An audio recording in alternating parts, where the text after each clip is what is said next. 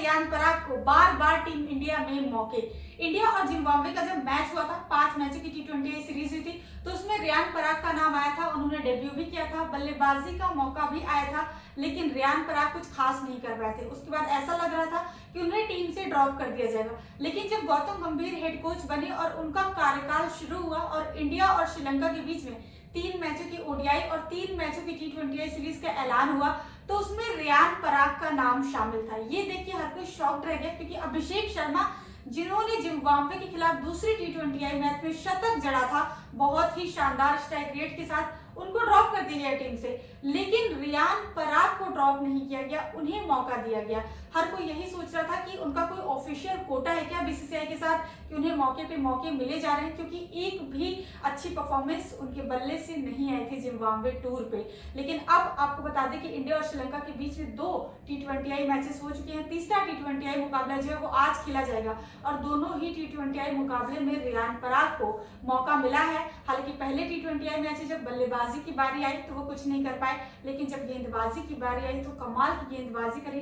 3 wickets उन्होंने ली थी और इकोनॉमी जो उनकी थी वो 4 से कम थी। मतलब रवि बिश्नोई वहां पे थे, अक्षर पटेल वहां पे थे, उन दोनों की 8 से ज्यादा इकोनॉमी थी, लेकिन रियान पराग की इकोनॉमी बहुत कमाल की थी और पूरे 4 ओवर उन्होंने डाले भी नहीं थे। आपको एक बार फिर से बता दें, सिर्फ और सिर्फ मतलब कि 8 गेंदें उन्होंने डाली थी और उसमें 3 विकेट लिए थे और 4 से कम की इकोनॉमी थी। कमाल की गेंदबाजी करी थी। एक तरफ जहां लग रहा था कि श्रीलंका की ओपनिंग पार्टनरशिप जो है वो कमाल की चल रही है, अच्छी चल रही है, लेकिन वहां पे फिर रियान पराग ने विकेट लेके पार्टनरशिप को तोड़ा था और बहुत ही कमाल की गेंदबाजी करते हुए इकोनॉमिकल स्पेल किया था। और ये भी एक खास बात उनकी थी कि बॉल को वो बल्लेबाजों से थोड़ा दूर रखने की कोशिश कर रहे थे और उनकी बॉल जो थी वो सबसे ज्यादा टर्न भी हो रही थी। अक्षर पटेल की और रवि बिश्नोई की बॉल इतनी ज्यादा टर्न नहीं हो रही थी, लेकिन रियान पराग की बॉल जो थी वो 3.7 डिग्री तक टर्न हो रही थी। तो ये उनकी सबसे बड़ी खासियत थी। Right arm leg break bowler हैं, वो कमाल की गेंदबाजी करते हैं। लेकिन अब सब लोग यही सोच रहे हैं कि आखिर गौतम गंभीर के माइंड में ऐसा क्या है कि बल्लेबाजी से वो कुछ नहीं कर पा रहे हैं, गेंदबाजी से कर रहे हैं, लेकिन बार बार उन्हें मौके दिए जा रहे हैं। तो आपको बता दें कि बॉलिंग ही सबसे बड़ी खासियत है रियान पराग की, क्योंकि as a 6th bowling option उनको यूज किया जा रहा है। और रविंद्र जडेजा, आप सबको पता है कि T20 से संन्यास ले चुके हैं और उनका ऑप्शन अब तैयार किया जा रहा है टीम इंडिया में। एक अच्छा ऑलराउंडर जो टॉप ऑर्डर में बल्लेबाजी कर सके और मिडिल ऑर्डर में बल्लेबाजी कर सके और साथ ही साथ इकोनॉमिकल स्पेल भी फेंक सके और विकेट भी ले सके और पार्टनरशिप भी तोड़वा सके। अगर आप रियान पराग के आईपीएल स्टैट्स पे नजर डालेंगे तो आपको पता चलेगा कि अगर आप इनके आईपीएल सीजन पे नजर डालेंगे तो इनका जो हाईएस्ट स्कोर अभी तक रहा है वो 84 का रहा है। रन्स इन्होंने जो बनाए हैं वो 1173 बनाए हैं। स्ट्राइक रेट 135.14 का रहा है। एवरेज 24.44 का रहा है।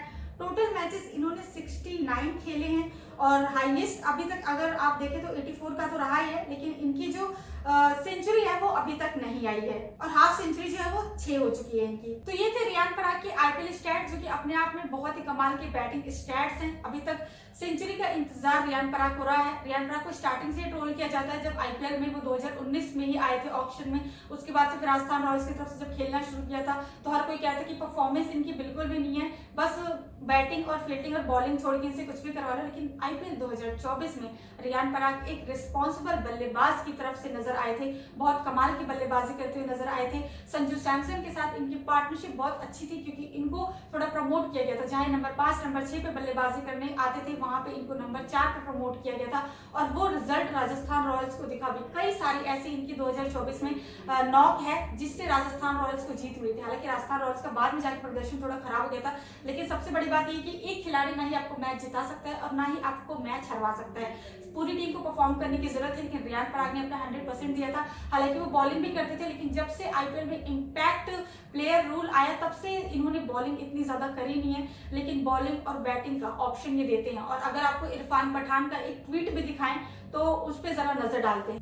इरफान पठान ने ट्वीट किया है, you will see Riyan Parag getting many chances due to his bowling ability as a top order batsman, not many in the country have the ability to roll their arm over.